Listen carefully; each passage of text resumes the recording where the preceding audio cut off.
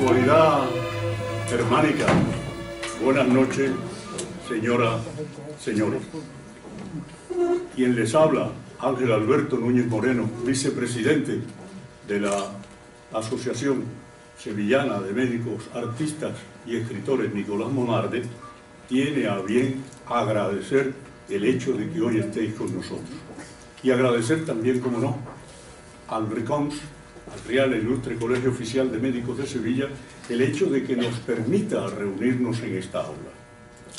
Hoy, miércoles 21 de febrero, a las 20 horas, y nunca mejor dicho, repito con puntualidad, comenzamos un acto en el cual, indudablemente, la Asociación Nicolás Monarde se llena de orgullo. ¿Por qué? Porque un compañero, don Antonio López Jiménez, ingresa como socio para darle más lustre, más honor, más brillo a nuestra sociedad. Él disertará sobre una historia excepcional, la Sábana Santa de Leonardo da Vinci. Lo presentará nuestro presidente, don Carlos Gálvez Martínez. Y a mí me toca la apertura, pues al señor secretario, don Francisco Araujo Orrelli, le toca cerrar el acto. Indudablemente, cuando termine el conferenciante, pues habrá un coloquio. Y agradecer a muchas de las personas que están aquí, representantes de otras instituciones, como nuestro querido amigo Núñez, compañero de apellido, presidente de la Asociación Virgen del Perpetuo Socorro de Médicos Militares, y a otros compañeros, y repito, representantes de otras instituciones que sería muy largo enumerar. Yo, sin más, dejo la palabra al presentador, don Carlos Gálvez Martínez.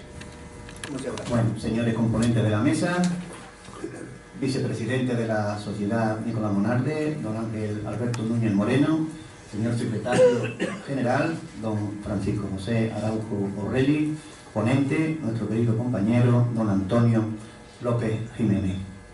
Señores excelentísimos e ilustrísimos, señores académicos que veo por aquí, de las distintas reales academias, señores presidentes y representantes de instituciones científicas, culturales y artísticas de Sevilla y de Huelva, señores representantes, señora en este caso, del grupo ciudadano del Ayuntamiento de Sevilla, señores colegiados, dignísimos médicos humanistas que representáis a la prestigiosa Sociedad Nicolás Monarde, queridos compañeros, amigos todos, señoras, señores, hoy nos hemos reunido para escuchar el discurso que, con motivo de su toma de posesión como socio numerario, va a pronunciar el doctor don Antonio López Jiménez, un médico onubense que, debido a la gran amistad que nos une desde hace muchos años, mucho tiempo, solo con pronunciar su nombre este acto se convierte en un afectuoso y cordial evento. Siempre ha sido un privilegio dar la bienvenida y presentar a un compañero que ingresa en nuestra gloriosa sociedad de médicos, escritores y artistas. Y hoy volveré a tener esa gran satisfacción al dar a conocer en esta sala a un médico que goza de una gran repercusión social y personal y profesional en la ciudad de Huelva. He asumido la gran responsabilidad de prologar este evento tan señalado con la intención de superar otro de los peldaños de nuestro ambicioso objetivo, que es lograr que la Sociedad Nicolás Monarde de Médicos, Escritores y Artistas sea un importante foco artístico, científico, cultural de nuestra ciudad. Sin otras aspiraciones que por el amor a la cultura, intentamos día a día que esta institución sea el punto de intersección entre la ciencia médica, el arte y el humanismo, una encrucijada que unifica la sensibilidad y la creatividad con el razonamiento, la lógica y los conocimientos científico-técnicos. Para no restar tiempo, hemos hecho un pequeño y breve resumen del currículo, del extenso currículum de don Antonio López, que bueno, es licenciado en Medicina y Cirugía por la Facultad de Medicina de Sevilla y obtuvo la especialidad de radiodiagnóstico en la misma Universidad Hispalense. Amplió sus estudios de radiografía en el Centro Médico Monte Sinaí de Estados Unidos y posteriormente en Cádiz y Barcelona. En cuanto a su actividad profesional, ha trabajado en el Hospital Universitario Virgen de Rocío como adjunto, ha ejercido como jefe de sección en el Hospital Juan Ramón Jiménez de Huelva y después como jefe del servicio del Hospital Infanta Elena de la misma ciudad como especialista en radiodiagnóstico. Es socio fundador de CEDICO, Centro de Diagnóstico por Imagen. Es académico correspondiente de la Real Academia de Medicina y Cirugía, secretario general de la Sociedad Andaluza de Radiodiagnóstico y ha obtenido numerosos premios de investigación, que entre los que destacamos el que obtuvo en nuestra ciudad, en la Real Academia. Con la intención de centrarnos un poco más en la conferencia sobre la sábana santa que a continuación producirá el doctor López, solo puedo comentar que en varias ocasiones se han reproducido imitaciones, aplicando en telas a un bajo relieve y frotando sobre ella un polvo de color sepia, pero en estas reproducciones no aparece la reflectividad espectral que se observa en la imagen de Turín. Tampoco se ha apreciado ese polvo en las fibras que han sido examinadas al microscopio. Realmente estos métodos utilizados solo pueden tener éxito en revistas populares. Realmente no tienen un criterio científico, aunque a simple vista se parezca a lo que es realmente la sábana santa. Otras imitaciones de esta sábana santa se basan en procesos fotográficos, aunque tampoco se aprecia el carácter tridimensional, porque es imposible conseguirlo con una fotografía realizada desde un único punto de vista. Las auténticas investigaciones han demostrado que en el lienzo hay manchas de sangre humana con metahemoglobina, una sangre muy antigua, una sangre llena de bilirrubina, que es un pigmento que se obtiene cuando el cadáver ha tenido una ictericia o ha muerto de forma por golpes, ha sido golpeado de forma violenta. Unas manchas de sangre que, según los resultados obtenidos con técnicas de antiinmunoelectroforesis, eran del grupo AB, un grupo sanguíneo poco frecuente en la población y bastante frecuente en la raza semítica judía. Bueno, pues llegado este momento, no tengo más remedio que ceder la palabra al doctor López Jiménez para que nos explique los resultados de sus investigaciones al respecto. Muchas gracias.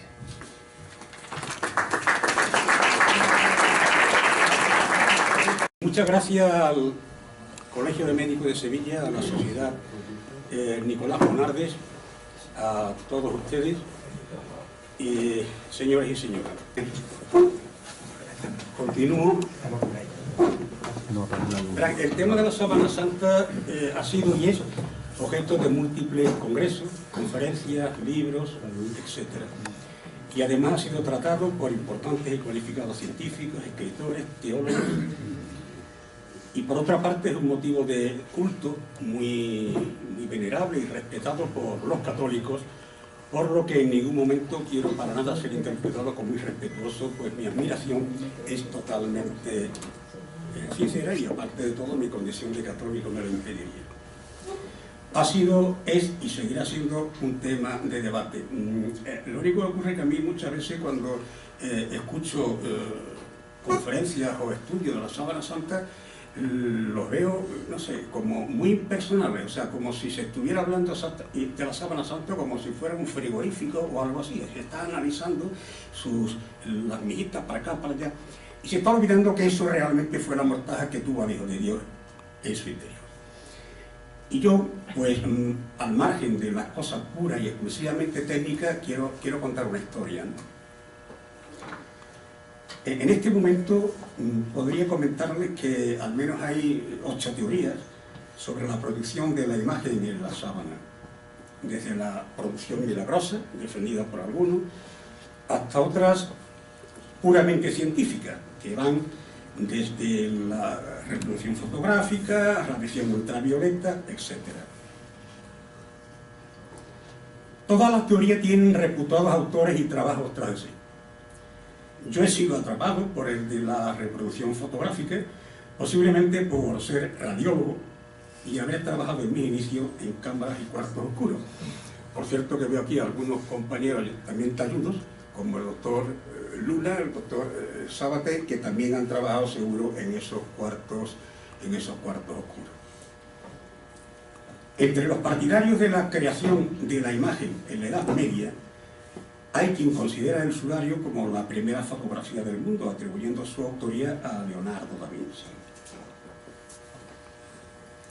Según ellos, Leonardo tenía conocimientos anatómicos y de materiales como para manejar un cuarto oscuro y producir un sudario falso que reemplazara la reliquia en poder de los Saboya desde el 1453. La imagen, dicen estos señores, estaría producida con ayuda de una fuente de luz, un dispositivo de proyección simple y compuestos de plata sensibles a la luz aplicados sobre la tela. La primera vez que se sacó la sábana y se expuso, Segundo Pía, un abogado italiano, fotografió el sudario. Y este hombre observó que los negativos de la fotografía que había hecho eran en realidad positivos, lo que convertiría la sábana a algo semejante a un negativo fotográfico. Pero bueno, aparte de esto, la complejidad del tema viene dada, por ejemplo, en 1978 se crea por el gobierno italiano, y pagándola muy bien, una gran comisión científica, STOR, que viene gente de todo el mundo, y además llegaron a Turín prácticamente con un avión cargado de material para estudiarlo. Y, o sea, le encargaron que aclarara el misterio de la sábana, y la primera conclusión del grupo STOR fue que la imagen que había en la sábana en realidad era un misterio. Esa fue la primera conclusión, un poco decepcionante. Y a partir de ahí ya se habló de foto medieval, hecha con una rudimentaria cámara oscura, albúmina, sales de plata. Bien. Posteriormente viene lo del carbono 14, etcétera, etcétera, y después aparecen otros señores que ponen en entredicho lo del carbono 14, y la verdad es que al final la cosa está como bastante compleja. Yo no soy investigador ni soy historiador, sino tan solo un ávido lector. Tras revisar lo que he podido sobre el tema, les cuento una historia que se compone de hechos contrastados, claramente históricos, y de otros hechos posibles, pero que no están contrastados. Y esta es la historia. Empiezo en Jerusalén en el año 1. Pocos días antes de la Pascua llega a Jerusalén Labeo. Labeo es el embajador del rey Akbar de Edesa. Edesa actualmente estaría en la parte oriental de Turquía y estaba situado a unos 650 kilómetros de Jerusalén aproximadamente. El rey de allí, Akbar, pues teóricamente había escuchado hablar a muchos viajantes sobre el rabí de Galilea, y en principio pues manda un embajador teóricamente para invitarlo a que, como estaba el hombre muy cuestionado allí en Jerusalén, bueno, pues que se viniera, digamos, a su tierra y tal. Es una cosa curiosa porque realmente el rey Akbar lo que quería es que Jesús lo curara de una lepra que tenía en la cara. De hecho, a Akbar se llamaban el negro, y bueno, además el rey Akbar, cuando recibió el sudario, como después veremos, según dicen las escrituras al respecto, pues se curó de la lepra. Labeo, el embajador, una vez en Jerusalén se dirigió en primer lugar a la residencia de Poncio Pilatos, era el gobernador, y dejó las credenciales de su rabí. Lo recibirían al día siguiente, y mientras tanto, pues a Labeo le habían comentado que Jesús frecuentaba la casa de un sanedrita que era José de Arimatea, un miembro del Sanedrín. Se dirigió a la residencia del sanedrita y bueno, allí encontró a Jesús, estuvieron hablando, lógicamente en privado, le invitó como le había indicado su rey, y posteriormente, bueno, pues cuando se despidió, Jesús le dijo a Labeo La veo, el destino de todos está en manos del Padre. Destierra el miedo de tu espíritu, haz lo que tengas que hacer y así cumplirás tu cometido. Agradece la invitación a tu rey, pero mi sitio está aquí.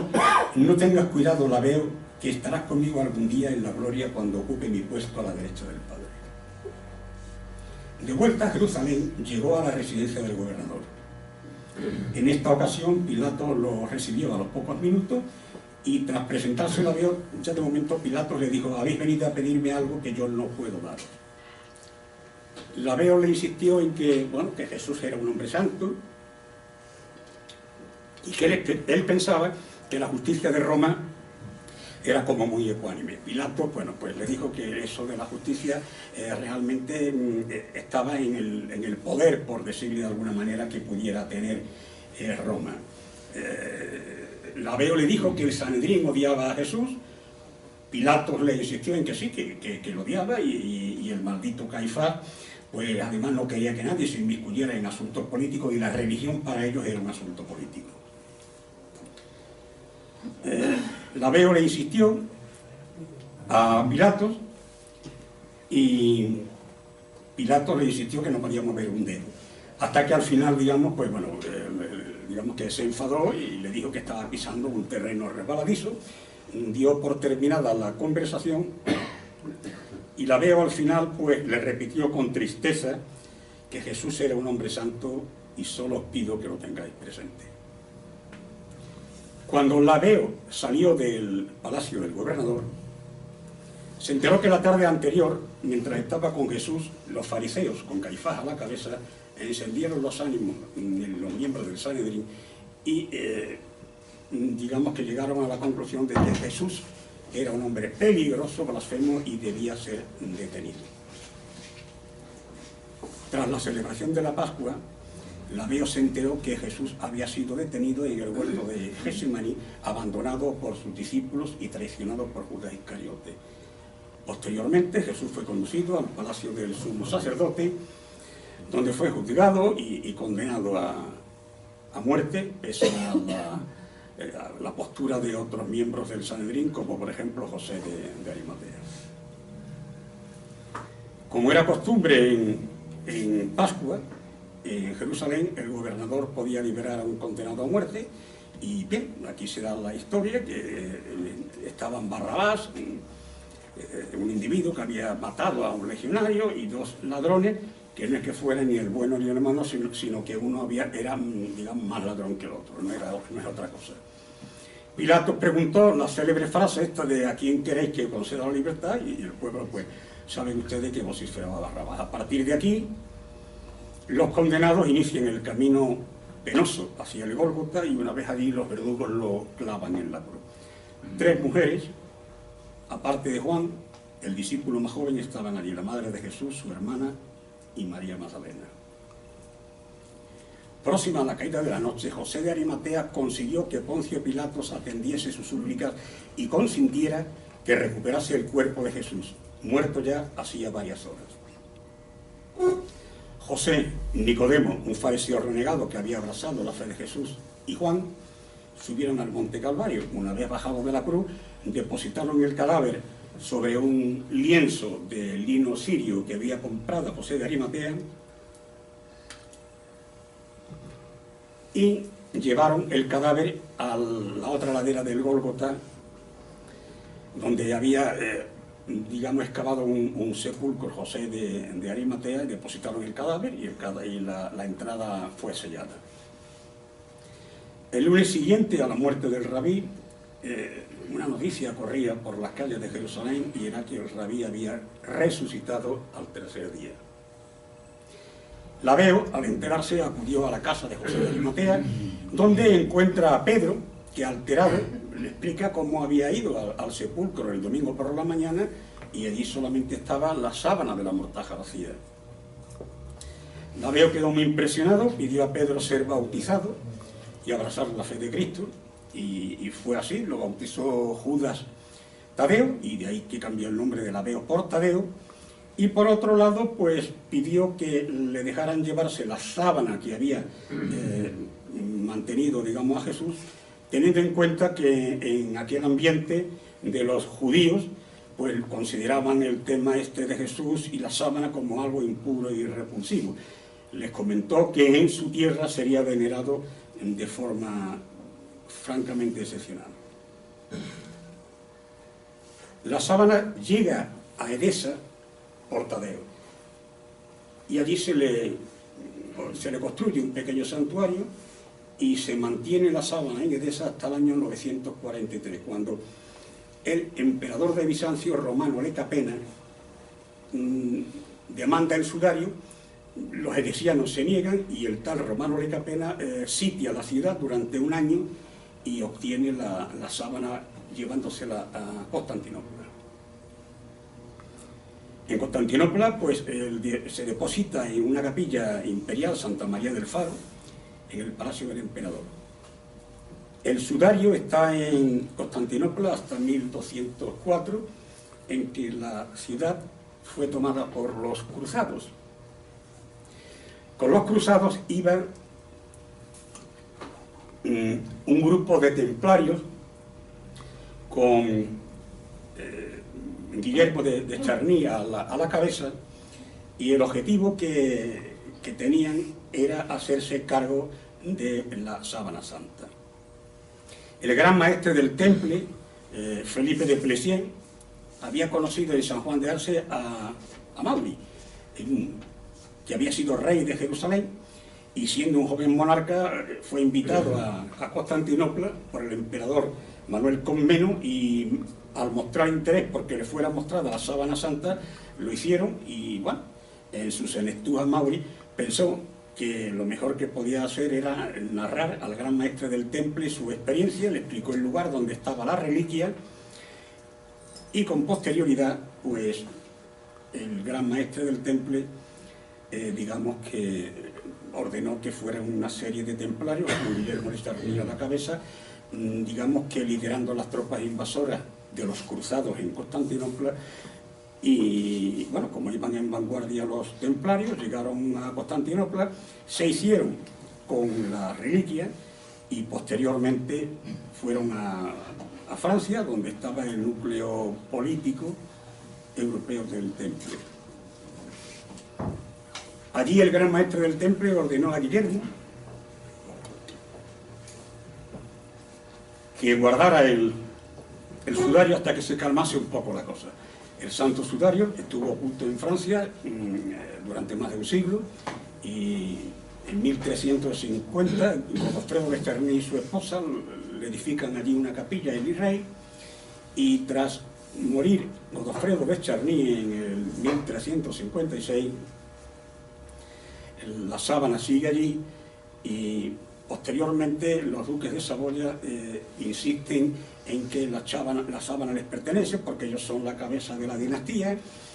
Y bueno, dicen los escritos que Margarita de Charny, tras largos enfrentamientos, se la entregó a los Saboya. Hay discrepancia porque hay otros que dicen que realmente Margarita de Charny lo único que hizo fue vender la sábana, y la vendió a cambio de un castillo-palacio en Francia de Berenboim. Bueno, unos dicen una cosa, otros dicen otra. A partir de entonces la sábana estaría en poder de la casa Saboya, hasta que en un momento determinado, pues César Borgia, digamos que robó temporalmente la sábana a la familia Saboya, y aprovechando que tenían trabajando para ellos como ingeniero a Leonardo da Vinci, propuso una situación que ahora comentaremos. César Borgia, que era español, era de Valencia, era hijo de Rodrigo Borgia, que en ese momento era papa con el nombre de Alejandro VI. Una vez que acude Leonardo a ver al Papa y a César Borgia, pues le comentan que si conoce de qué va la cosa esta del sudario. Dice Leonardo que sí, que él realmente pues lo conoce, que es un sudario donde parece que estuvo, digamos, amortajado Jesucristo, y que también cuentan que había como una serie de copias desperdigadas por la cristiandad. César Borgia le dice que tiene que hacer una copia y bueno, se niega Leonardo en principio, después le dice, bueno, pero necesitaré un año, y posteriormente Borgia le dice que tiene solamente 4 semanas. Aquí empieza, digamos, el calvario de Leonardo.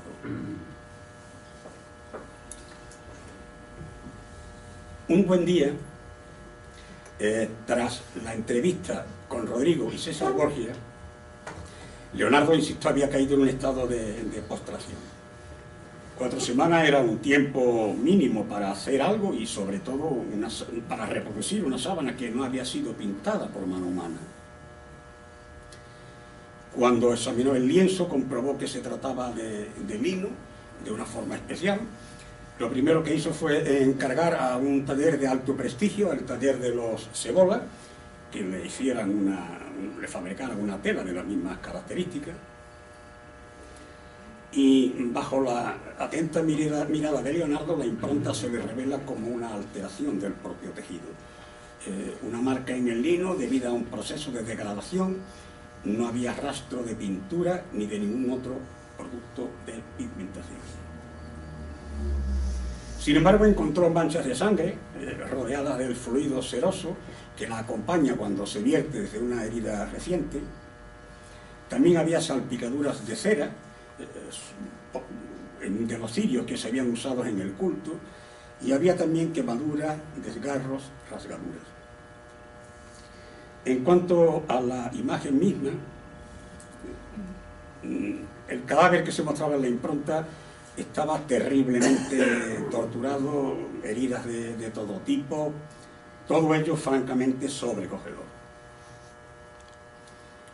Leonardo era un gran anatomista. Leonardo había hecho más disecciones que cualquiera de los médicos de la época. Había hecho 20 disecciones en cadáveres, algunas de ellas acompañadas por su antiguo maestro Verrocchio.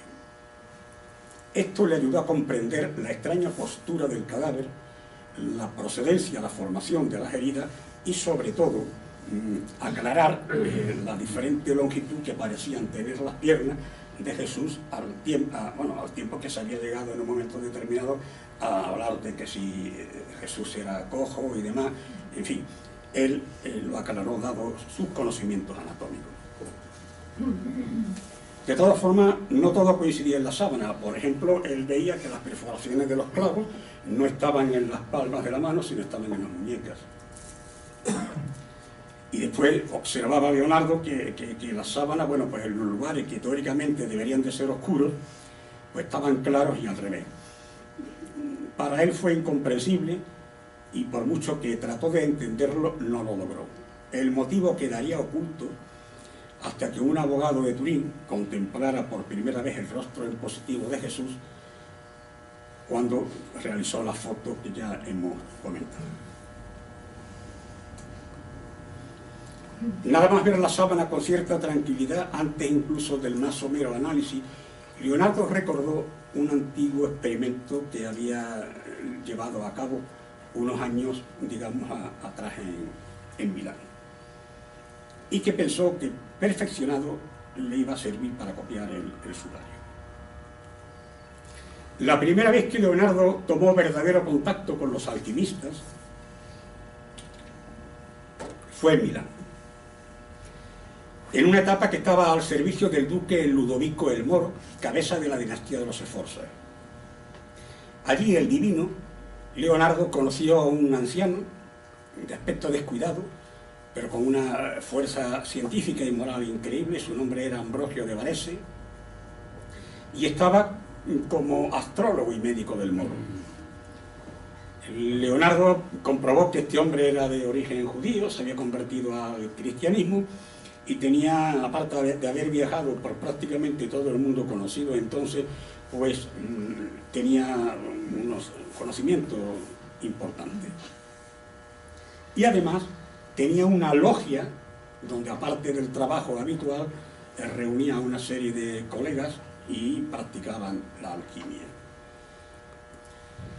De Varese le llegó a Leonardo las ideas sobre un modo para formar imágenes por medio de la luz.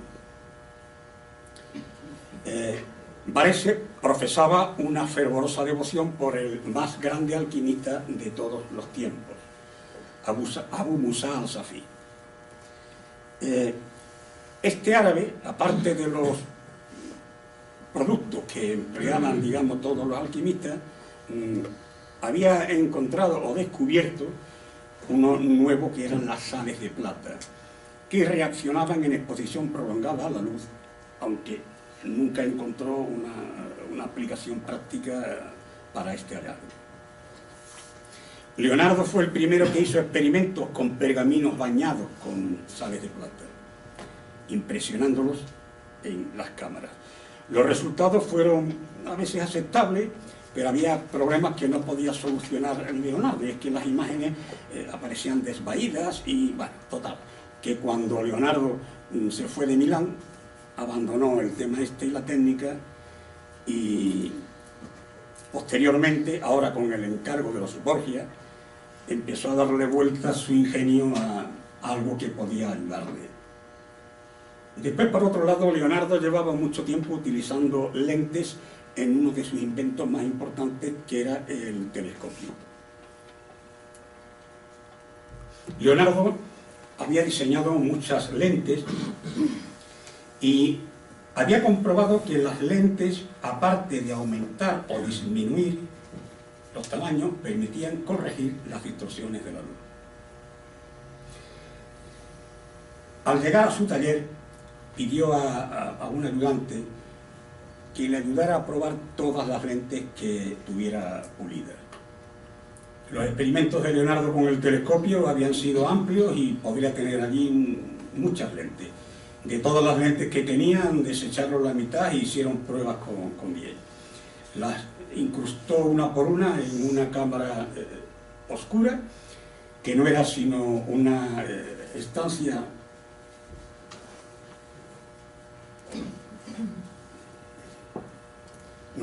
oscura.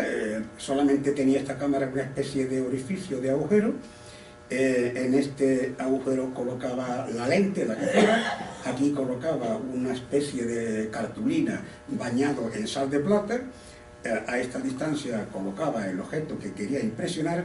Era un cuarto con totalmente amplísimos ventanales y unos espejos curvos enfocados al objeto, con objetos de que incrementaran la claridad que estaba en esa teórica cámara clara. Utilizó Leonardo pergaminos de 50 centímetros de lado, barnizados con yoduro de plata. Esto resultaba un proceso tremendamente lento. Posteriormente tenía que fijar la imagen con vapores de mercurio. Posteriormente tenía que meterlo en agua con sal común para evitar que siguiera, digamos, reaccionando.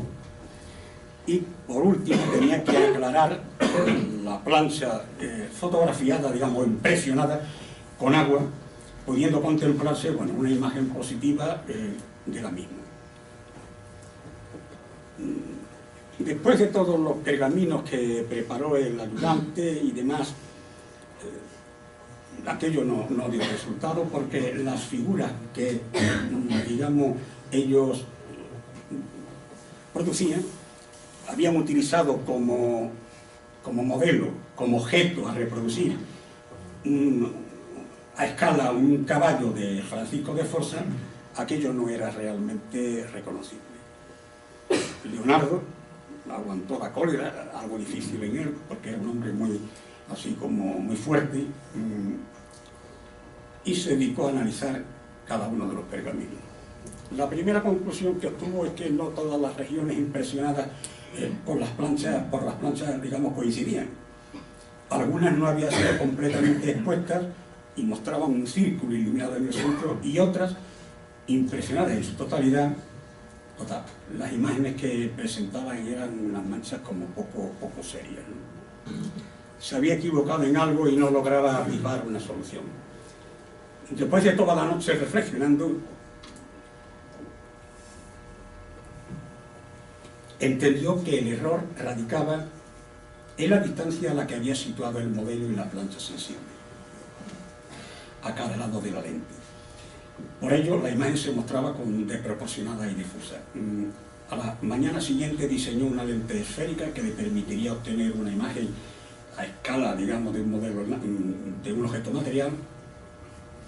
Midió la profundidad de la cámara oscura entre la lente, el orificio, y la pared situada al fondo, donde ponía, digamos, el lienzo, y en la habitación contigua igualmente hizo una marca en el suelo que le permitía definir la misma distancia. Después de colocar una plancha sensible en la cámara oscura, efectuó la exposición. Fueron momentos tensos, pero esta vez no hubo errores y Leonardo había comprendido realmente el problema. La cosa era que la solución, digamos, tardaba mucho en reaccionar porque, digamos, el lienzo como tal, la sábana, digamos que era tremendamente tenue en su dibujo y lógicamente tardaba mucho en formar esa imagen. A partir de aquí, Leonardo mandó a Salai y a su ayudante a Venecia para comprar un bloque de vidrio de la máxima calidad y él se encargó de construir unos armazones para la Sindón y para la sábana que le habían fabricado los Cebolla, y diseñó el sistema de ubicación espacial de Almogles.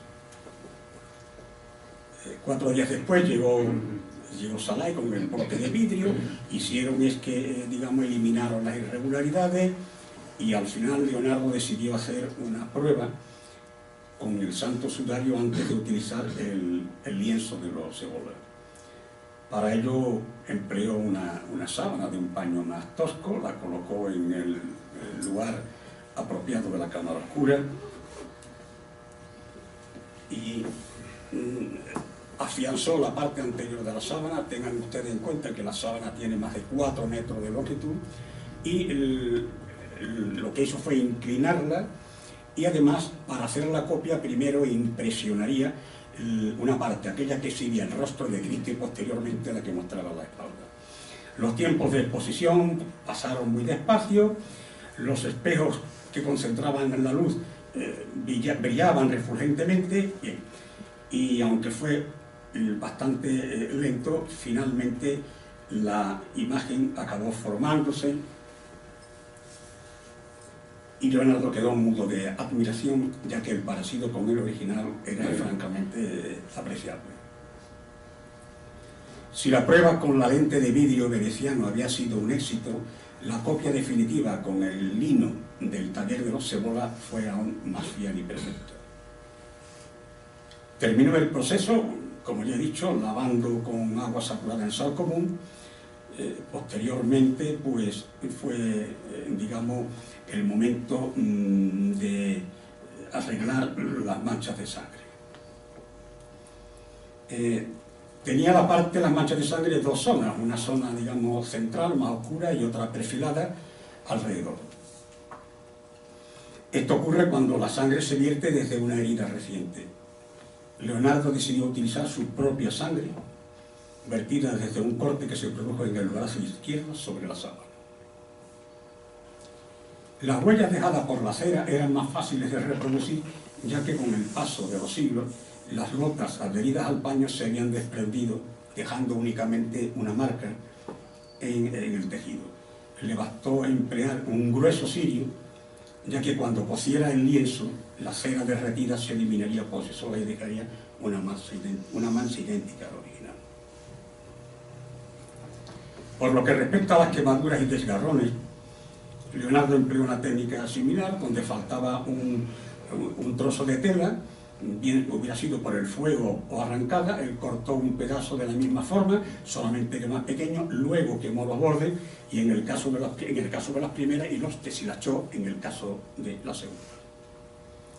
Se vio obligado a estropear el perímetro de la sábana, pues el tiempo había deteriorado el contorno mellándolo, y cuando todo estuvo hecho, lo que hizo fue colocarla en un gran horno que empleaba él para el cocido de la cerámica, y la sábana la dobló en un torno con unos travesaños de madera, protegida en el interior de un cofre de hierro, y el objeto de este proceso es que simularía la vejez de la sábana santa.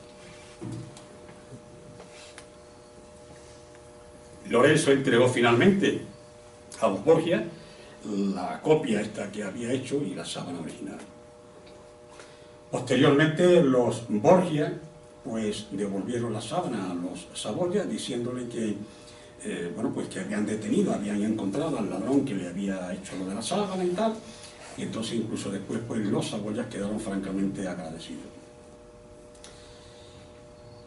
Al año siguiente el Papa Alejandro VI muere envenenado y empieza la caída de los Borgia. Fue elegido como Papa Giuliano della Rovere, el célebre Julio II. Julio II es el Papa que encargó a Miguel Ángel pintar la Capilla Sistina. Era enemigo acérrimo de los Borgia. Lo primero que hizo el Papa Julio fue privar a César de la dignidad cardenalicia y lo desterró, bueno, obligándolo a huir a Nápoles, que no era digamos, no tenía nada que ver con la Santa Sede, pues estaba en poder de los ejércitos castellanos desde hacía un año. Deseoso de mantener buena relación con Roma, el rey Fernando el Católico, regente de Castilla, desde la muerte de la reina Isabel, hizo apresar en Nápoles a César Borgia. Lo envió a España por su captor, Gonzalo Fernández de Córdoba. En España sufrió prisión en La Mota y en Chinchilla, consiguiendo escapar y refugiándose en Navarra. El rey de Navarra era en ese momento Juan III, que era cuñado de César Borgia. Apoyó a Juan, a su cuñado, en la guerra contra Castilla, y murió en el sitio de Viana en 1507. Cuando el gran capitán apresó a César Borgia en Nápoles, también le arrebató el sudario que tenía. El arca que contenía la reliquia había sido escondida en los sótanos del palacete en que estaba instalado. El gran capitán ordenó a 12 de sus hombres de confianza que custodiaran la sábana y la hicieran llegar a España al monasterio de Poblet. Allí el maestre español de los templarios, que estaba oculto bajo la clámide del Cister, decidiría lo que debía hacerse con ella. En el monasterio, el abad y maestro del temple español, Fray Raimundo de Salazar, recibió la sábana con alegría. El monje envió a París a algún caballero de los que le había traído la sábana para comunicarlo en las altas esferas. Lo único que ocurre es que aquello coincidía con que Enrique IV se había cargado, digamos, el temple en París por indicación del Papa Clemente V. Por lo tanto, el abad del monasterio de Poblet decidió que la sábana se guardaría en Poblet por los siglos venideros. Ahí tienen la foto de donde se guarda la sábana y una nota que he considerado importante de todas las cosas que he leído, donde que la impronta es un auténtico negativo fotográfico de la figura del hombre del lienzo, salvo las masas de sangre que están en positivo. Las zonas claras se ven oscuras y viceversa, pero carece de perspectiva. No hay foco radiante localizado y puntual. La imagen, dicen estos investigadores, se formó por una radiación que emitió el propio cuerpo. Su naturaleza se ignora y no hay ninguna hipótesis que permita enunciar una teoría satisfactoria. Y así llegamos a la parte final de la historia.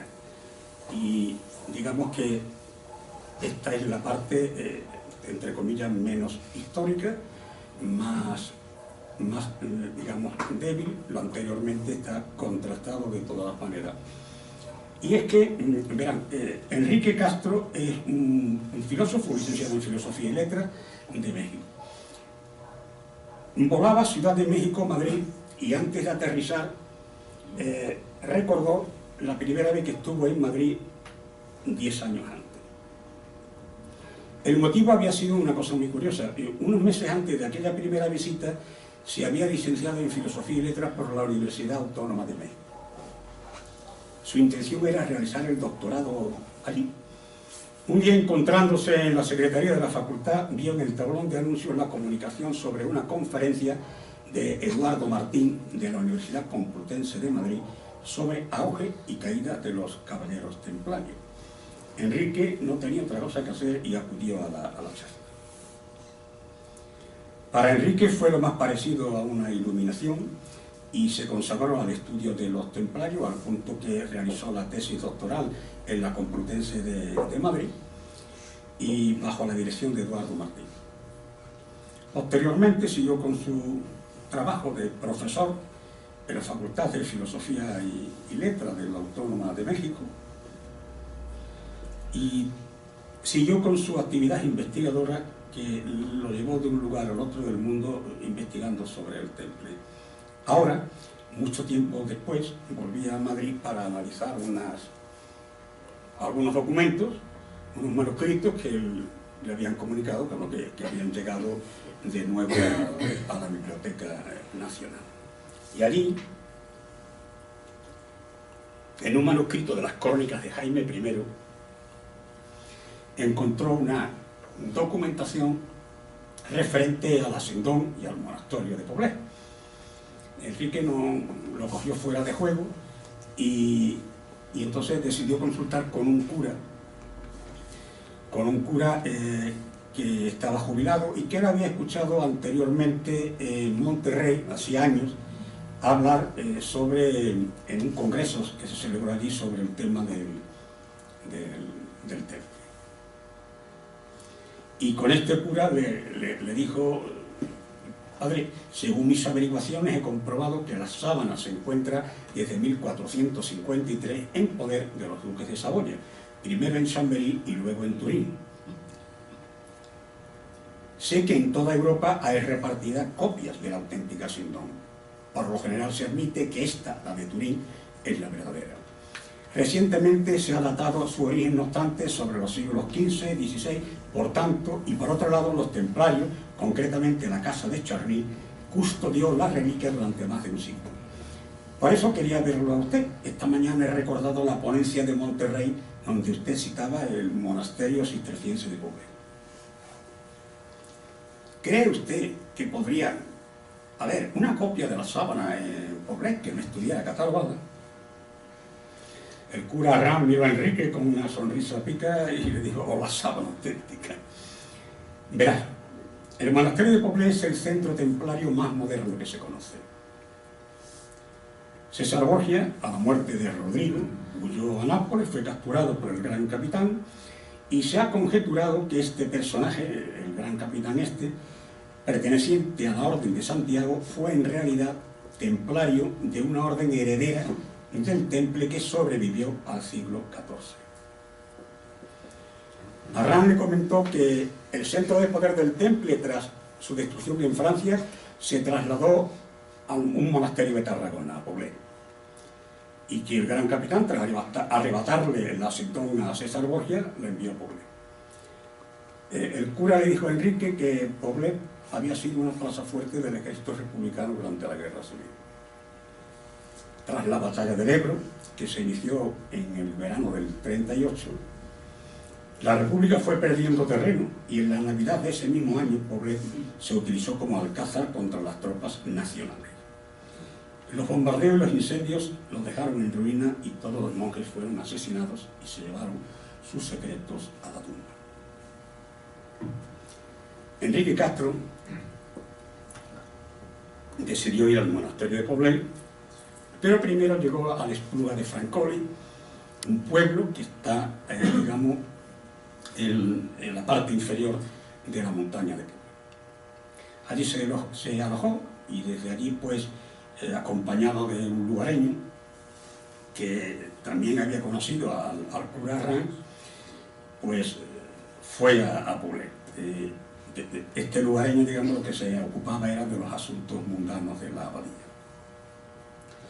El monasterio era francamente grande y su conservación fenomenal. Le llamó la atención sobre todo la edificación de más de 800 años que servía de cementerio donde se enterraban a los monjes antaño, así como la cámara subterránea utilizada en su tiempo como búnker para el Estado Mayor del Ejército Republicano. Antes de regresar,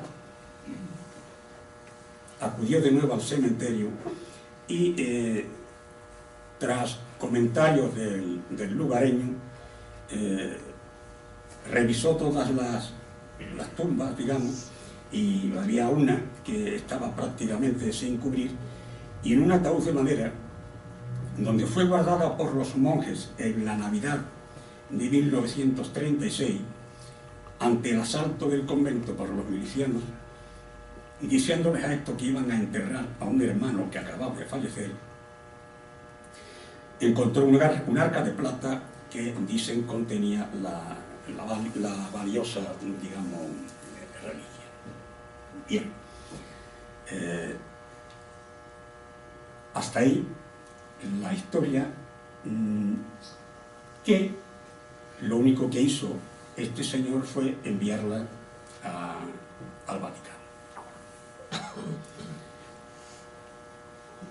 La Casa de Saboya otorgó el sudario a la Iglesia Católica en el año 1983.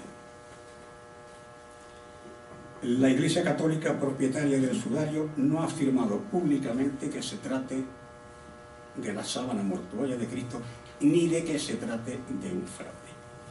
En 1998 fue la última vez que estuvo Juan Pablo II en Turín. Declaró literalmente, esto es literal, dado que no es cuestión de fe, la Iglesia no tiene competencia específica para pronunciarse sobre estas cuestiones. Ella confía a los científicos la tarea de continuar investigando, de manera que se pueda encontrar respuestas a las preguntas relacionadas con esta sábana, la cual, según la tradición, envolvió el cuerpo de nuestro Redentor después de haber sido bajado de la cruz. La Iglesia insta a que la sábana santa se estudie sin posiciones preestablecidas, que den por descontado resultados que no son tales. Ella nos invita a actuar con libertad interior y respeto, sobre todo en la metodología científica, así como respecto a la sensibilidad de los creyentes. Como la imagen, esto es importante al menos en mi opinión, en sí es motivo de oración y meditación para muchos creyentes, es improbable, por no decir imposible, que ni siquiera una prueba rotunda de que la imagen no procede del siglo I pudiera acabar con su devoción. La sábana se convertiría entonces en un símbolo de la crucifixión. El Papa Juan Pablo II la llamó el símbolo del sufrimiento de los inocentes de todos los tiempos. La última parte de esta historia está recogida de uno de los trabajos que más me ha impresionado sobre el tema de David Zurdo y de Ángel Gutiérrez del 2004, editado en Barcelona, que es francamente interesante, y bueno, el resto son los trabajos que he revisado. Digamos que no he inventado nada, todo lo que he dicho está sacado de esos textos que ven ustedes, y bueno, cada uno crea lo que quiera. Yo lo único que quiero darles es las gracias por su atención y por el rato que he estado contándoles esta historia. Señores, muchísimas gracias.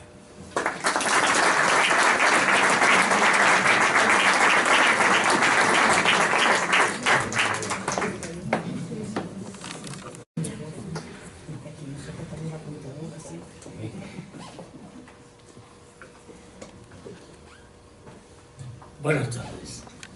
Me toca a mí la clausura del acto y primero quiero felicitar por la magnífica conferencia que ha dado el ponente y los datos y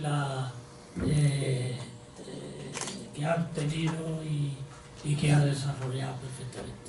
Pero yo quisiera también preguntarle, a partir del carbono 14 se hizo se hizo un estudio y se determinó por 3 sitios importantes que fueron, me parece que fue Italia, América del Norte, Inglaterra, y se dijo que... Concretamente Zúrich, Londres y Chicago. Eso es. Algo Fueron tres universidades, efectivamente cortaron, vamos, la Santa Sede permitió cortar un trocito, digamos, y entonces fue enviado a 3 universidades distintas, junto, además, a otros trozos de tela que eran digamos, de monjes y tal, antiguos y demás. Y ahí sacaron esas conclusiones para las que ustedes comentan.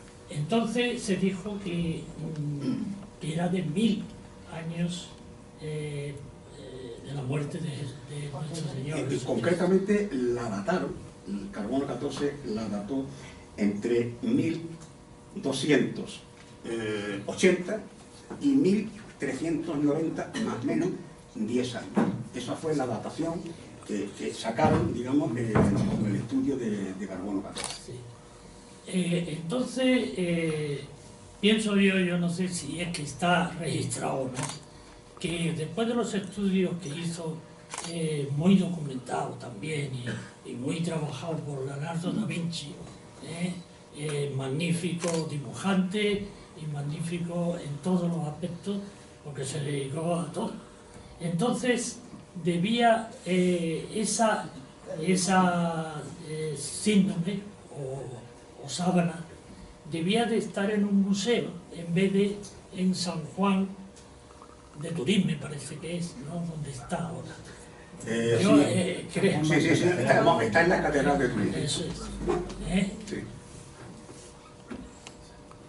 Bueno, la que... Yo sé que todavía se están haciendo estudios. No, hombre, lo único que pasa es que actualmente, bueno, primero, el propietario actual de la sábana es la Santa Sede y bueno, está en Turín. Saben ustedes que hay incluso que pedir sitio y tal para poderla ver y todas estas cosas. Y de momento, pues, bueno, allí está, y mientras no se muestre lo contrario, bueno, esto es así. Lo único que yo siempre insisto y comento, si su santidad Juan Pablo II pensara que la sábana que está viendo allí es la verdadera, es un hombre muy listo y no se va a poner a decir, insisto a los investigadores que sigan investigando. Claro. O sea, es una cosa que porque es que eso aúna la fe católica, ¿comprende?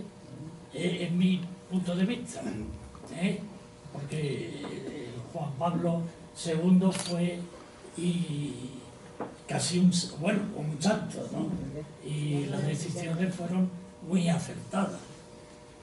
Bueno, pues nada más que... Yo creo que Juan Pablo II creo que es, con todo mi respeto, la persona que más claro y, no sé, más ha hablado sobre la sábana santa, al punto de llegar a decir, vamos, para que lo tengamos claro, para decir, oiga, que me da igual que traigan ustedes aquí unos datos de que esto es del siglo I, y que esto se va a seguir venerando. Y un punto curioso, para terminar, es que he oído a nuestro presidente decir que la sangre que se había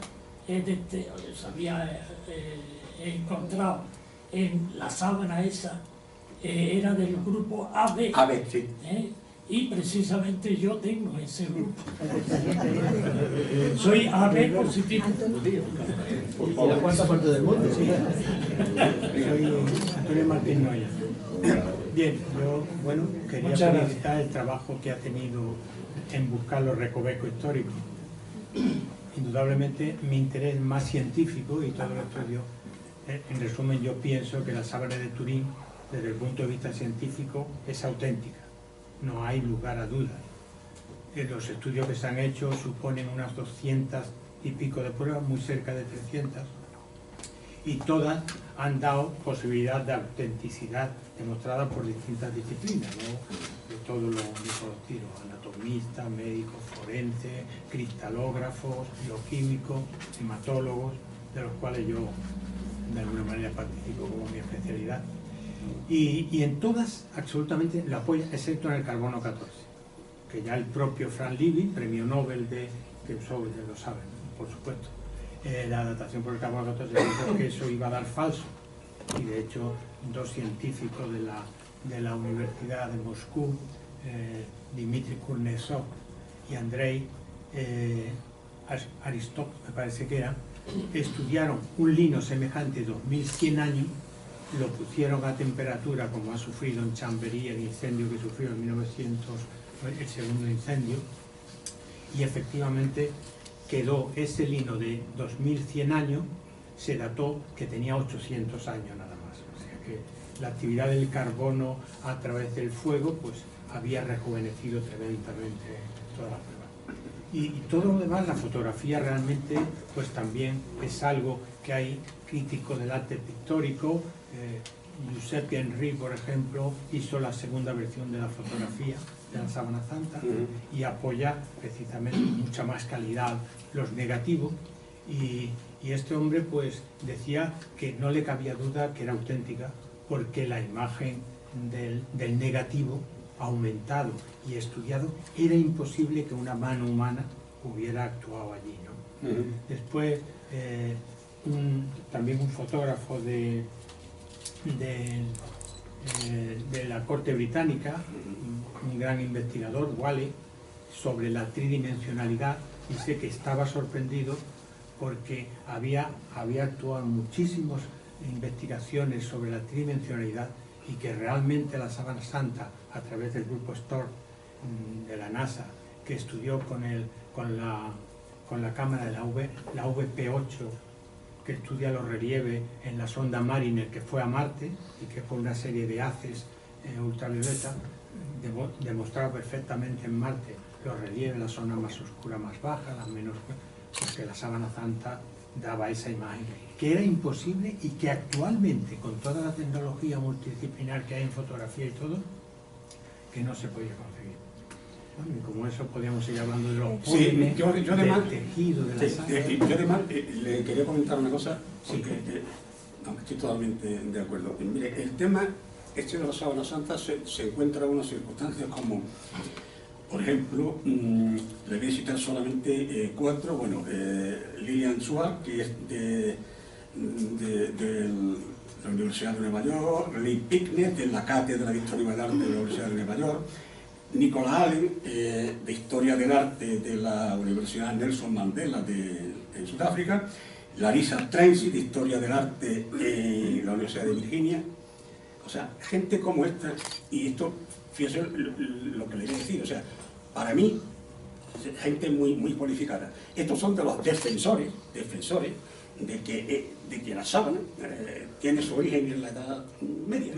Y yo, particularmente, le digo que cuando te pones a buscar, es que resulta que me llama la atención que gente tan cualificada, digamos como esta, cometa, en mi opinión, errores, en el sentido de que hay momentos en los cuales las cifras, los años no cuadran, o sea, hasta el punto de decir de que aquello es un autorretrato de Leonardo da Vinci cuando Leonardo da Vinci no había nacido todavía, a ver si me entiende usted. O sea, que yo lo que estoy de acuerdo es que, no sé, mucha gente importante pues ha dicho cosas, o sea, ya le digo, hay 8 teorías que yo ahora mismo conozca, y todas las teorías tienen gente de este nivel y demás, o sea, que te quedas así un poco pasmado, ¿qué es lo que pasa aquí, ¿no?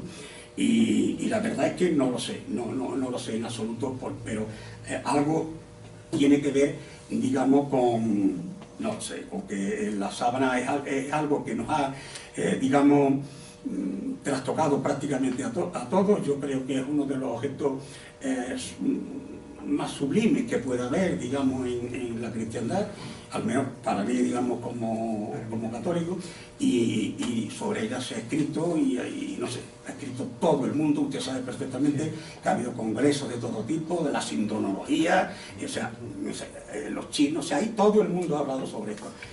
Yo honestamente no sé, no soy capaz de saber la lo único que sí le puedo decir que, no lo sé, creo que esto se va a seguir hablando, escribiendo, investigando sobre ello, cada vez con más problemas, entre otras cosas porque cada vez la Santa Sede, y usted lo sabe, deja menos, presta menos, entre comillas, el sudario para ninguna historia, para ninguna cosa de esta, ¿no? Y se va a seguir hablando, ¿no? Yo no lo sé, yo me remito, ya te digo, a lo que es Juan Pablo II, que para mí fue un gran hombre y el santo. Lo último, ¿no?, que ha dicho, ¿no?, que a mí me deja un poco como pasmado, en el sentido, digo, de decirle, santidad, si esto es la reliquia, ¿para qué me dice usted que sigan investigando, hombre? O sea, que son cosas que te chocan.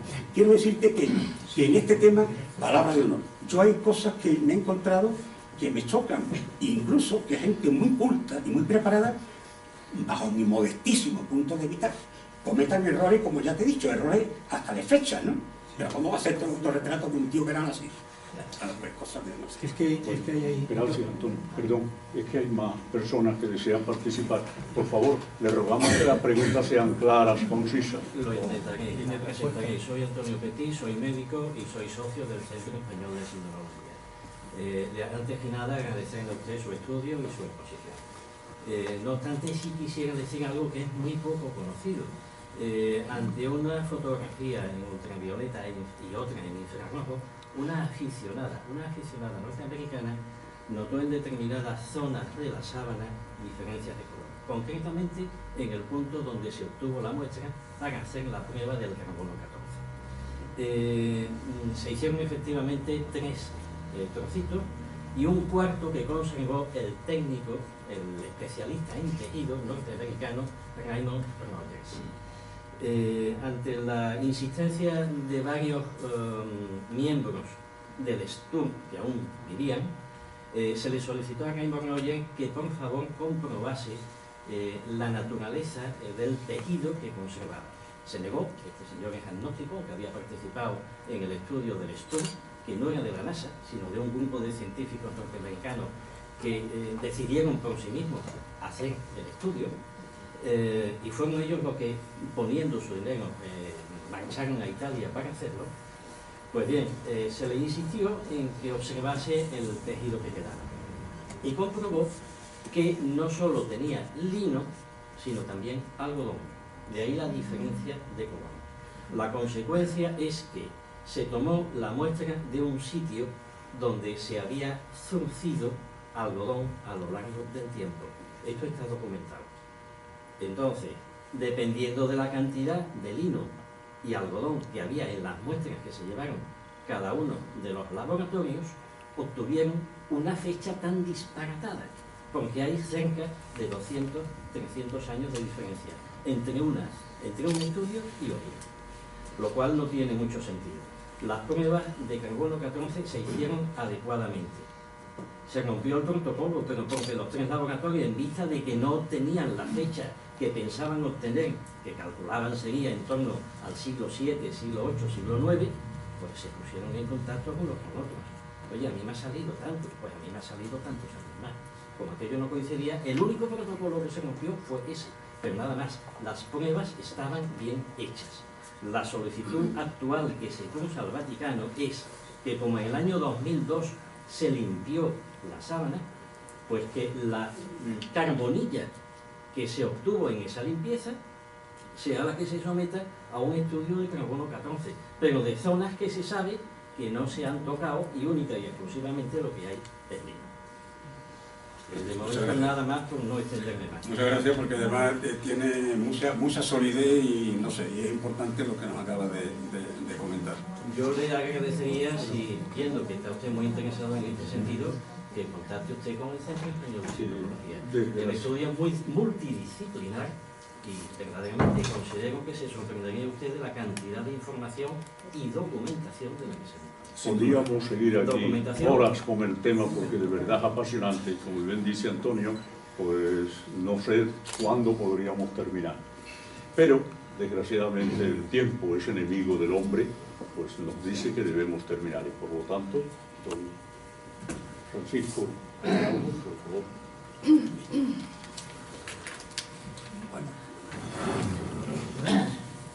Voy a leer lo primero.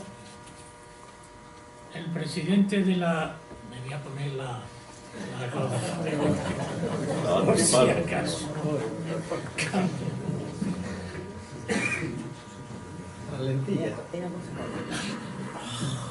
El presidente de la sociedad Nicolás Monarde, de médicos, escritores y artistas de Sevilla, certifica que en la última reunión de la Asamblea General de la Asociación del día 31 de mayo del 2017 se acordó por unanimidad nombrar socio de número en la Sociedad Nicolás Monarde de médicos, escritores y artistas de Sevilla al doctor don Antonio López Jiménez, en reconocimiento por su apoyo constante al desarrollo cultural y humanista de la profesión médica y su continua y desinteresada participación social.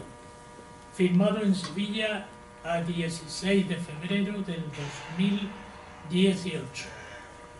El presidente Carlos Gálvez Martínez y el secretario general Francisco José Araujo O'Reilly.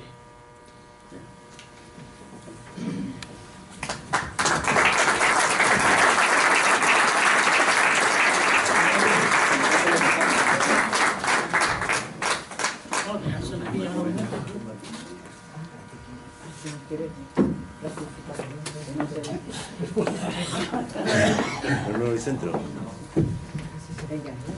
Bueno, enhorabuena. Gracias.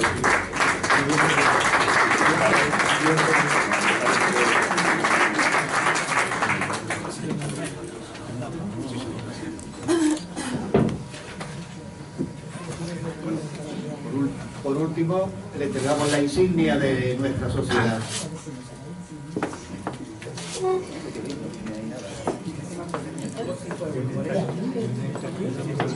A ver, llama acá. Antonio.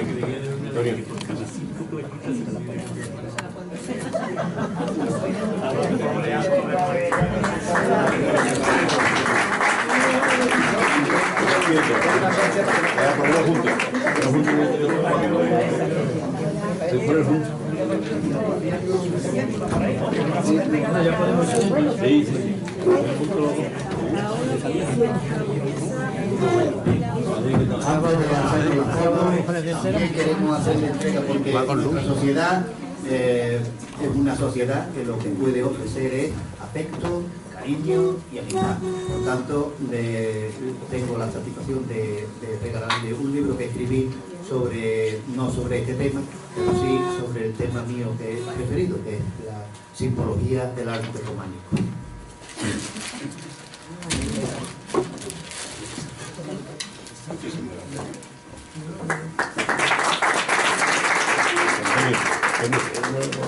Porque si no me va a salir 4. Ahora.